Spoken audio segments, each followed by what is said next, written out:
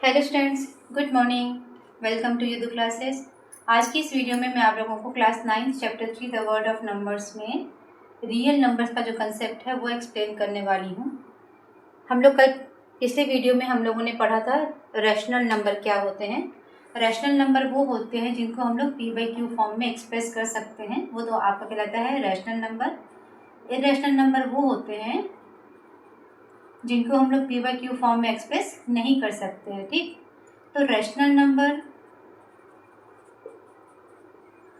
और irrational number ये मिलके क्या बनाते हैं? रियल नंबर बनाते हैं। ठीक है, together they form real number. ठीक है ना, रैशनल नंबर और इरेशनल नंबर मिलकर के क्या बनाते हैं? Real number. रैशनल नंबर के बारे में हम लोग अभी और डिटेल में पढ़ेंगे और इरेशनल नंबर के बारे में भी पढ़ेंगे। किन नंबर्स को हम लोग इरेशनल नंबर बोलते हैं, किन को रैशनल नंबर बोलते हैं, ये भी मैं आप लोगों को समझाने वाली हूँ।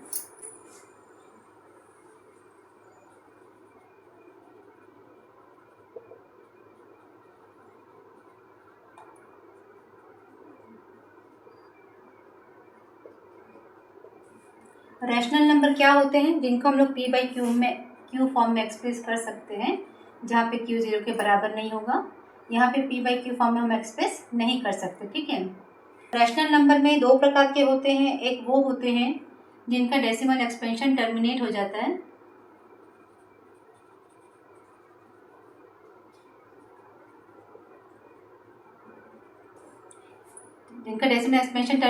जैसे आपका दिया गया 2/5 है मान लीजिए। तो यदि मैं 5 से 2 को डिवाइड करती हूँ तो 0, 5 4 जा 20। तो 2/5 को मैं क्या लिख सकती हूँ? 0.4। देखिए टर्मिनेट हो जा रहा, मतलब इसका जो रिमाइंडर है वो 0 बच रहा है। ठीक है ना। एक वो होता है जो नॉन टर्मिनेटिंग होता है, नॉन टर्मिनेटिंग बट रिपीटिंग। इसका एग्जांपल आप देख लीजिए, जैसे आपको 1/3 दिया गया है। ठीक, 1/3 को यदि मैं 1/3 में यदि 3 से 1 को मैं डिवाइड करती हूँ पॉइंट लगा के 0, 3 3 ज़ा 9, फिर 3 3 ज़ा 9। ठीक है, फिर 1, फिर 3 3 ज़ा 9। तो ये कंटिन्यू चलते चले जाता है, मतलब 1/3 को मैं लिख सकती हूँ 0.3333 डैश डैश डैश। तो रैशनल नंबर में दो हो जाते हैं, एक जिनका डेसिमल एक्सपेंशन टर्मिनेटिंग हो जाता है और जिनका decimal expansion non terminating but repeating होता है। लेकिन इरेशनल नंबर में ऐसे नंबर होते हैं जिनका डेसिमल एक्सपेंशन नॉन टर्मिनेटिंग या नॉन रिपीटिंग होता है। ठीक है,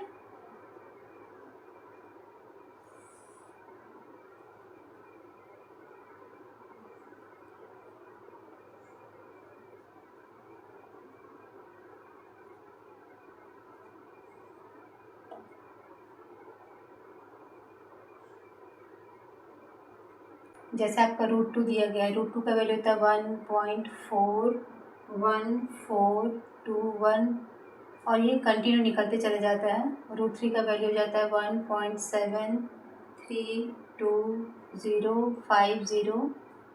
पाई का वैल्यू हो जाता है आपका 3.1415 और ये।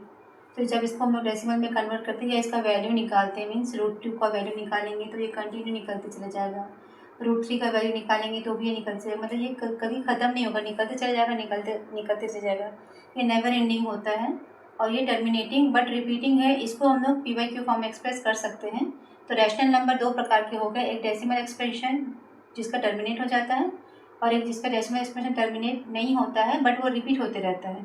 और इरेशनल नंबर में क्या होता है? डेसिमल एक्सपेंशन नॉन टर्मिनेटिंग है, नॉन रिपीटिंग होता है, मतलब टर्मिनेट भी नहीं होता है और रिपीट भी नहीं होता है। तो इस प्रकार के नंबर को हम लोग कहते हैं इरेशनल नंबर, और ये इन कैटेगरीज में जो आते हैं उनको हम लोग कहते हैं रैशनल नंबर। क्लियर है? ये आपका पेज नंबर 57 का थिंक एंड रिफ्लेक्ट है। इसमें क्या क्वेश्चन दिया गया देखिए, try to find decimal expansion of 10/3 and 11/12।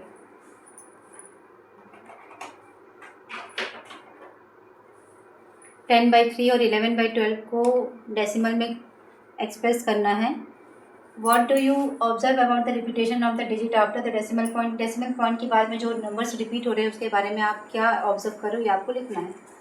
चलिए सॉल्व करते हैं हम लोग। यहाँ पे पहले आपको दिया गया 10/3 और दूसरा दिया गया आपको 11/12। इसको डेसिमल में कन्वर्ट करते हैं, मतलब 3 से 10 को डिवाइड करते हैं। 3 3 ज़ा 9, 1 पॉइंट लगा के 0, फिर 3 3 ज़ा 9, फिर 1 0 3 3 ज़ा 9। ठीक है, तो ये कंटिन्यू चलते जाएगा, मतलब कि 10/3 को मैं लिख सकती हूँ 3.333 और ये डैश डॉट डॉट। ठीक है, अभी 11/12 को करते हैं।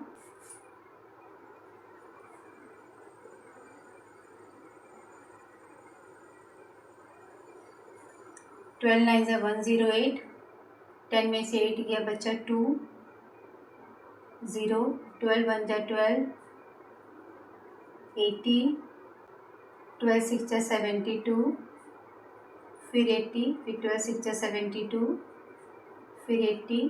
तो 11/12 को मैं क्या लिख सकती हूँ 0.916666। ठीक है, तो 10/3 में क्या आ गया देखिए 3.3333 आ रहा है। 11/12 में क्या हो गया 0.916666। ठीक है, आप यहाँ पे देख सकते हैं कि 3 के तुरंत बाद ही, मतलब डेसिमल के तुरंत बाद नंबर रिपीट होने शुरू हो गए हैं। यहाँ पे डेसिमल के बाद में 2 नंबर्स आए हैं, उसके बाद डिजिट रिपीट हो रहे हैं। तो ऑब्जर्वेशन में लिख सकते हैं हम लोग, number 1, the decimal expansion of both the numbers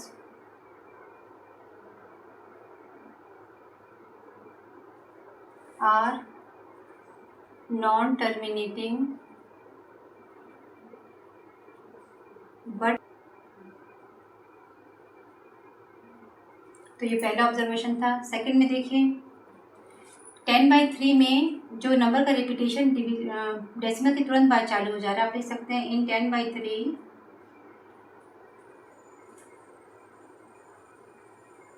the repetition 3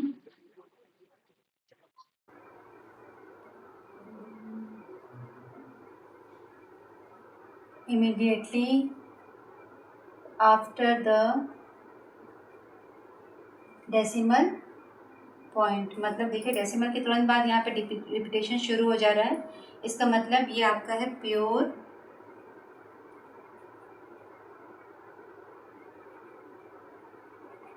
repeating decimal. Third में देखिए क्या दिया गया इसमें, in 11/12 there are some non repeating digits before the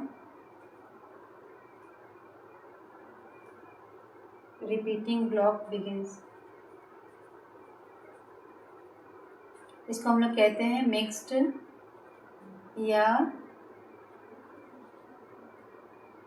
general repeating decimal. ठीक है, इसमें डेसिमल के तुरंत बाद रिपीटेशन चालू हो गया है, तो आपका प्योर रिपीटिंग डेसिमल है। यहाँ डेसिमल के बाद 2 डिजिट्स आए हुए हैं, उसके बाद रिपीटेशन चालू हो रहा है, तो ये मिक्स्ड रिपीटिंग डेसिमल या जनरल रिपीटिंग डेसिमल कहलाता है। ठीक है, तो ये हमारा ऑब्जर्वेशन था। Think and reflect page number 57 का ये आपका सोल्यूशन है। ठीक है, अगला है आपका predicting the type of decimal expansion. मतलब हम लोग रैशनल नंबर को देख के बता सकते हैं कि उसका डेसिमल एक्सपेंशन टर्मिनेटिंग होगा या नॉन टर्मिनेटिंग होगा। जैसे आपका एक नंबर दिया गया है, मान लीजिए 2/5 है, एक नंबर दिया गया 5/11, एक नंबर दिया गया आपको 6/7। तो यदि मैं इसका डेसिमल एक्सपेंशन करूँगी तो क्या होगा, ये देखिए डिनोमिनेटर में कितना दिया गया 5 दिया गया है। तो आप इसको जब डिवाइड करेंगे 5 से तो 5 4 जा 20, देखिए 0.4 ये टर्मिनेटिंग हो गया। यहाँ पर देखिए आप इसको यदि मैं डेसिमल में कन्वर्ट कर दूंगी तो 11 से 5 को डिवाइड करूंगी तो पॉइंट लगा के 0, 11 4 जा 44, 60, 11 5 जा 55, फिर 50, 11 4 जा 44, फिर 60, 11 5 जा 55। तो इस प्रकार से ये रिपीट होते चला जाएगा। मतलब 5/11 को यदि मैं डेसिमल में कन्वर्ट कर दूँगी तो 0.4545 ये ऐसे चला जाएगा। 6/7 है, देखिए 7 से मैं 6 को डिवाइड कर देती हूँ, 7 8 जा 56, 40, 7 5 जा 35, 50, 7 7 जा 49, 10, 7 1 जा 7, 7 4 जा 28, 7 2 जा 14, 6 फिर 60 आ जाएगा, तो 0.85714 और फिर ये रिपीट होगा, मतलब कि ये सारा रिपीट होने लग जाएगा। जैसे कि यहाँ पे आपका 4 5 रिपीट हो रहा था, यहाँ पे ये पूरा ब्लॉक जो है वो रिपीट होगा। तो हम लोग जो जब डेसिमल एक्सपेंशन को हम लोग प्रिडिक्ट कर सकते हैं, इतना पूरा करने की बजाय हम लोग बता सकते हैं कि कौन सा टर्मिनेटिंग है और कौन सा ये नॉन टर्मिनेटिंग। ठीक है, नॉन टर्मिनेटिंग, रिपीटिंग, यहाँ पर भी आपका हो जाएगा नॉन टर्मिनेटिंग,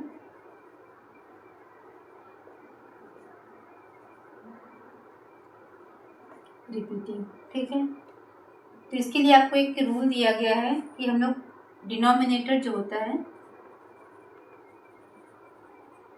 जो डिनोमिनेटर है उसको देख के हम लोग प्रिडिक्ट करते हैं। यदि डिनोमिनेटर का प्राइम फैक्टर 2 या 5 या 2 इंटू 5 के फॉर्म में निकलता है तो उसका जो डेसिमल एक्सपेंशन होता है वो टर्मिनेटिंग होता है। यदि डिनोमिनेटर में इनके अलावा और भी कोई नंबर रहते हैं तो उनका डेसिमल एक्सपेंशन नॉन टर्मिनेटिंग होता है। आप ये ध्यान रखिए, मैं इसको आपको और एक्सप्लेन कर देती हूँ। जैसे आपको मान लीजिए कोई रैशनल नंबर एक दिया गया आपको p/q फॉर्म में है, जहाँ पे q आपको 0 के बराबर नहीं है और p और q जो है अपने लोवेस्ट टर्म में है। p और q किस में है? लोवेस्ट टर्म में है। तो हम लोग डिनोमिनेटर जो है ना, मतलब q, इसका प्राइम फैक्टर निकालते हैं। प्राइम फैक्टर निकालते हैं यदि वो सिर्फ 2 के पावर में n और 5 के पावर में m और 2 का पावर में m इंटू 5 के पावर में n के फॉर्म में आता है, देन डेसिमल एक्सपेंशन क्या हो जाता है?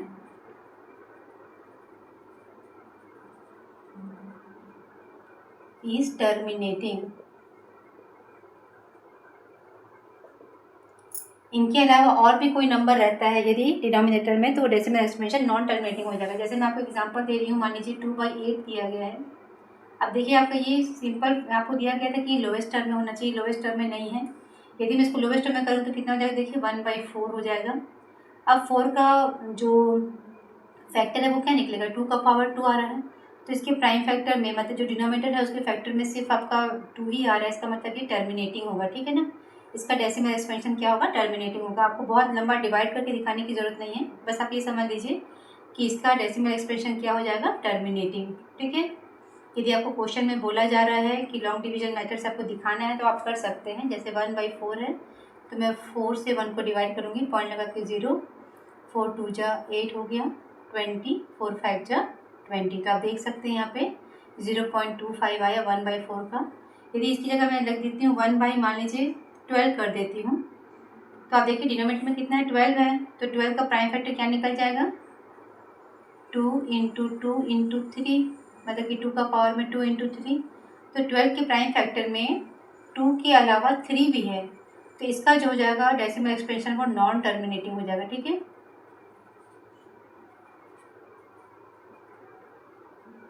ये आपका हो जाएगा नॉन टर्मिनेटिंग डेसिमल। तो हम लोग पढ़े predicting the type of decimal expansion whether it is terminating और non terminating.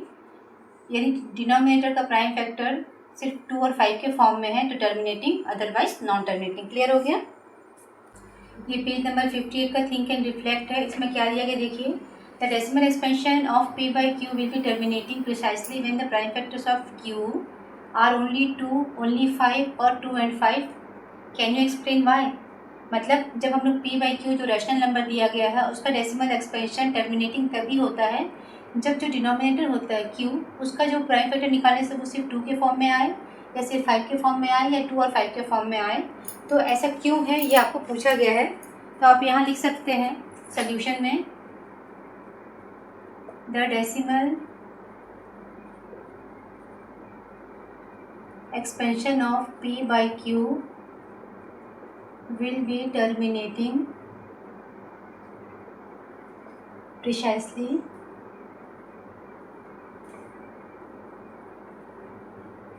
when the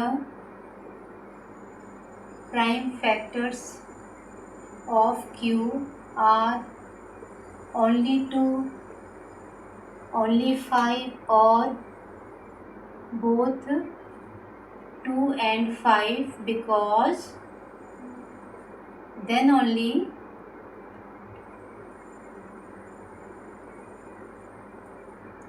we can make the denominator a power of 10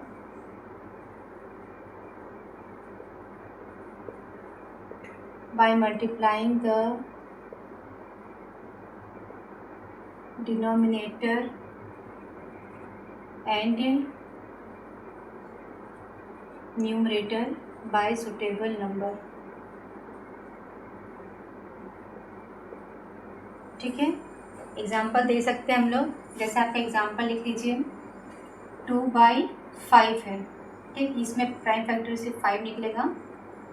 1/8 है जिसमें प्राइम फैक्टर सिर्फ 8 निकलेगा। और 3/40, देखिए 40 में 5 और 2 के फॉर्म में है। इसको हम लोग एक्सप्लेन कर देते हैं। जैसे आपका प्राइम फैक्टर कितना, देखिए इसका सिर्फ 5 है प्राइम फैक्टर, डिनोमिनेटर आपका 5 दिया गया है, प्राइम फैक्टर कितना निकल गया, सिर्फ 5, तो इसका डेसिमल एक्सपेंशन क्या हो जाएगा, टर्मिनेटिंग डेसिमल। ठीक है,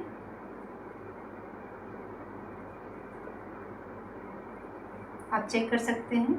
2/5 दिया गया था, 5 से 2 को डिवाइड करना है 0, तो 5 4 जब कितना हो गया 20। ठीक है, तो कितना आ गया इसका डेसिमल एक्सपेंशन, 0.4 आ गया। यहाँ पे देखिए डिनोमिनेटर कितना है आपका, यहाँ पे 8 है, इसका प्राइम फैक्टर कितना निकल जाएगा, 2 का पावर में 3, तो इसका भी टर्मिनेटिंग होगा। ठीक है, टर्मिनेटिंग डेसिमल चेक कर सकते हैं इसको। 8 से मैं 1 को डिवाइड करूँगी, पॉइंट लगा करके 0, 8 1 जा 8, 9 20, 8 2 जा 16, 40, 8 5 जा 40। ठीक है, तो 1/8 कितना हो गया, 0.125, ये था आपका 2/5। ठीक है, देखिए ये भी टर्मिनेटिंग हो गया। यहाँ पे देखिए 3/40 है, यहाँ पे आपका डिनोमिनेटर कितना है, 40 है, इसका प्राइम फैक्टर क्या निकल जाएगा, देखिए 2 × 2 × 2 × 5, मतलब 2 का पावर 3 × 5, ये 2 और 3 की फॉर्म, 2 और 5 के फॉर्म में आया है, तो डेसिमल एक्सपेंशन क्या हो जाएगा इसका, टर्मिनेटिंग।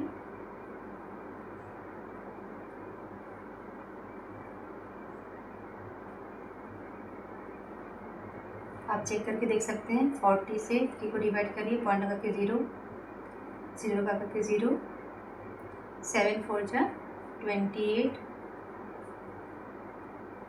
4 5 जा 200। ठीक है, तो कितना आ गया, 3/40 का डेसिमल एक्सपेंशन हो जाएगा 0.075। ठीक है, तो देखिए ये भी टर्मिनेटिंग है, ये भी टर्मिनेटिंग है, ये भी टर्मिनेटिंग। क्यों, क्योंकि इनका जो डिनोमिनेटर है उसके प्राइम फैक्टर में या तो सिर्फ 2 है या 5 है, या 2 और 5 के फॉर्म में आ रहा है। ठीक है, तो क्लियर हो गया ये। एग्जाम्पल नंबर 4 में देखिए क्या दिया है, कन्वर्ट 0.35 इंटू p/q फॉर्म में। आप देख सकते हैं ये 0.35 है, इसको मैं सिंपल कर सकती हूँ 35 अपॉन डेसिमल का 1, उसके बाद 2 डिजिट है तो ये 2 0, तो ये आपका सोल्यूशन हो गया।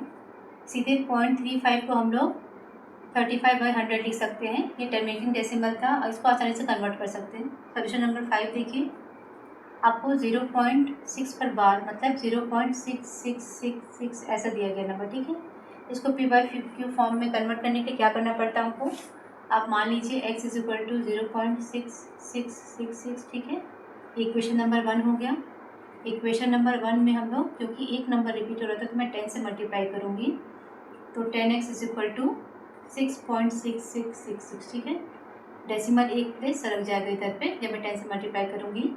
ध्यान ये रखना है कि डेसिमल के बाद के जो डिजिट्स हैं वो आपको सेम होने चाहिए। ये आपका इक्वेशन नंबर 2 हो गया। अब इक्वेशन नंबर 2 में से 1 को माइनस कर दिए, 2 आपका है 10x = 6.6666 है, और x = 0.66 है। ठीक है, और इसको माइनस करेंगे तो 10 में से 1 गया 9x बचा, और 6 में से 0 गया 6, और यहाँ पे पूरा 0 0 हो जाएगा। ठीक है, तो 9x = कितना आ गया 6, तो x = 6/9, मतलब 3 2 = 6, 3 3 = 9। तो एक्स का वैल्यू कितना हो गया 2/3। मतलब ये हुआ कि जब मैं 0.6 पर बार है इसको p/q फॉर्म में कन्वर्ट करूँगी तो ये कितना हो जाएगा 2/3। ठीक है, ये मेरा हो गया आंसर।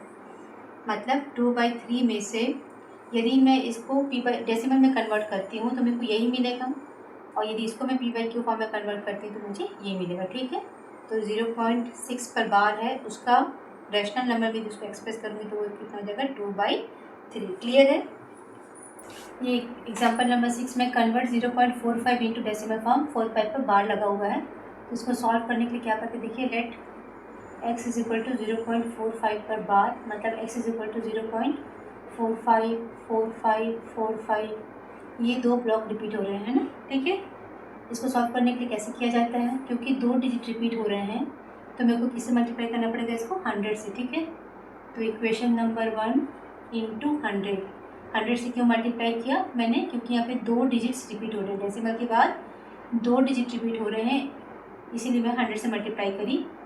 तो 100x इज इक्वल टू 45.4545, ये आपका हो गया इक्वेशन नंबर 2। ठीक है, दोनों तरफ में 100 इंटू एक्स 100x हो जाएगा, और इसमें 100 का मल्टीप्लाई करूँगी तो 45 के बाद डेसिमल लगेगा, और 4545 तो रिपीट हो ही रहे हैं।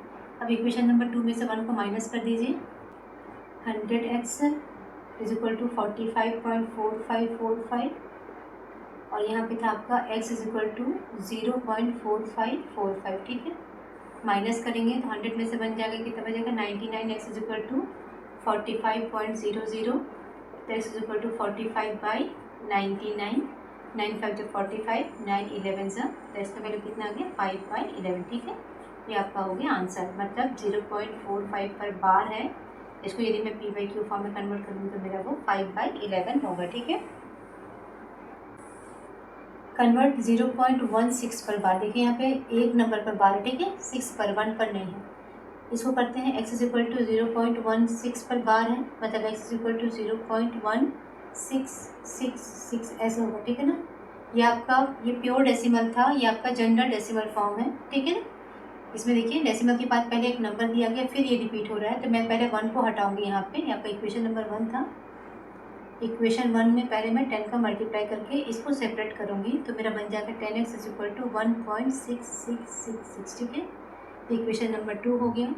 अभी डेसिमल के बाद देखिए यहाँ पे 6 आ रहा है, लेकिन डेसिमल के बाद यहाँ पर 1 है, तो जब मैं माइनस करूँगी तो मेरे को वो पूरा नंबर कटेगा नहीं, तो इसलिए मुझे ये 6 को भी यहाँ से हटाना पड़ेगा। मतलब डेसिमल के बाद जो डिजिट्स हैं वो मुझे मेरे सेम होने चाहिए। तो यहाँ पे डेसिमल को मैं एक प्लेस और सरकाऊंगी उधर पे, तो इक्वेशन नंबर 2 में मैं वापस 10 का मल्टीप्लाई करती हूँ। तो इक्वेशन नंबर 2 में यहाँ पे पहले से 10 था, 10 10 जब कितना हो गया देखिए 100x हो गया।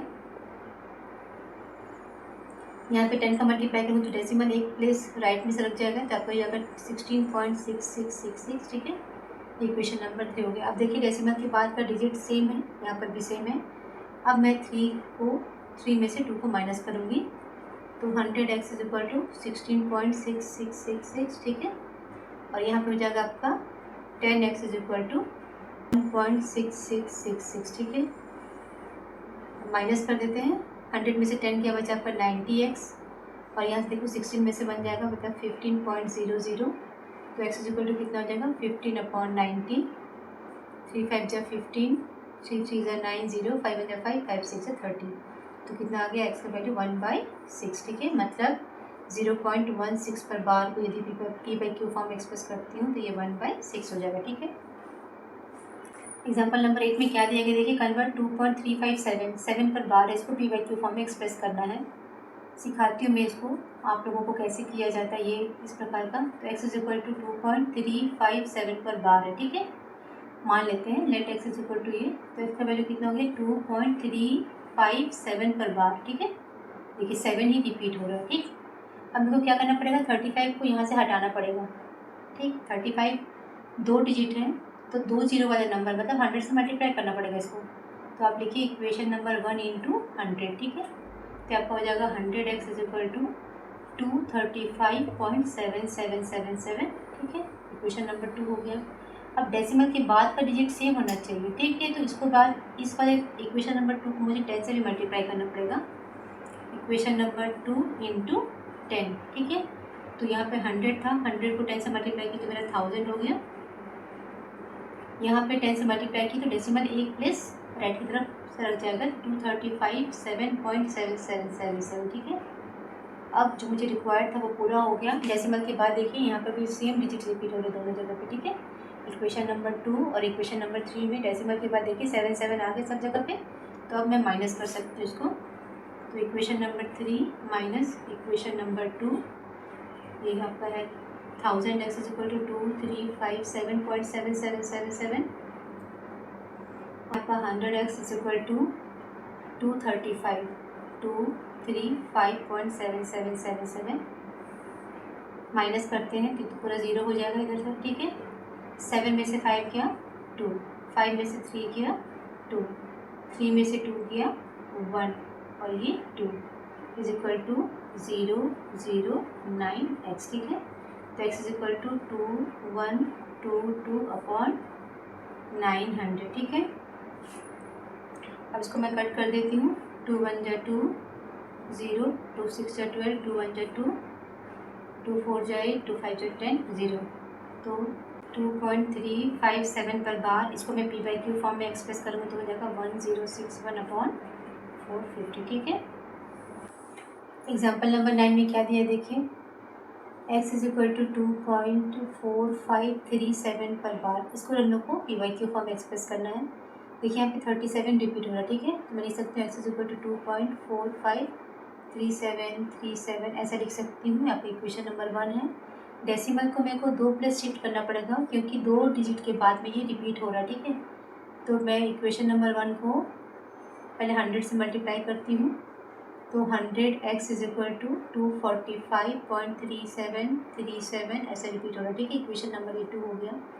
अब डेसिमल के बाद का मुझे डिजिट सेम करना है कि डेसिमल को मुझे 2 प्लेस शिफ्ट करना पड़ेगा राइट की तरफ में, तो क्योंकि 2 प्लेस शिफ्ट करना है तो मेरे को इक्वेशन नंबर 2 को किससे मल्टीप्लाई करना पड़ेगा, वापस 100 से ही मल्टीप्लाई करना पड़ेगा, ठीक है। क्योंकि डेसिमल को 2 प्लेस शिफ्ट करना पड़ेगा, तो 2 0 वाला नंबर है 100, उससे मल्टीप्लाई करना पड़ेगा। तो 100 × 100 कितना हो गया, 10,000x = ये आपका हो जाएगा 245.3737, ठीक है। क्लियर हुआ ये चीज़।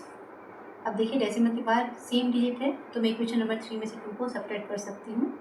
तो इक्वेशन नंबर 3 माइनस इक्वेशन 2, तो 10,000x = 24537.37 और यहाँ पे आपका कितना हो जाएगा 100, x = 245.3737, ठीक है।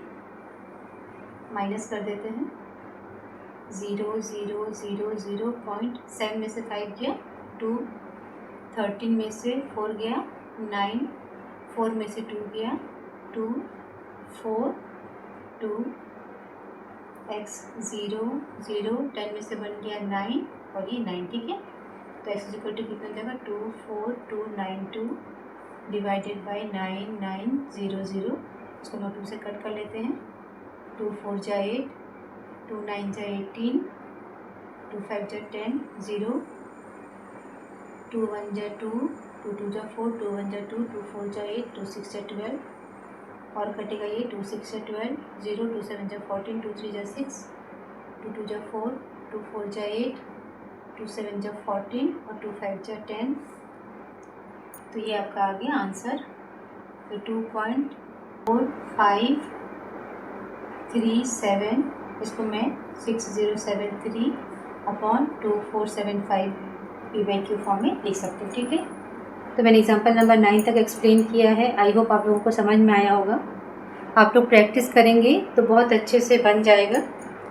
इसके आगे में एक्सरसाइज 3.5 है, वो मैं नेक्स्ट वीडियो में डालूँगी। Till then good bye, have a nice and wonderful day.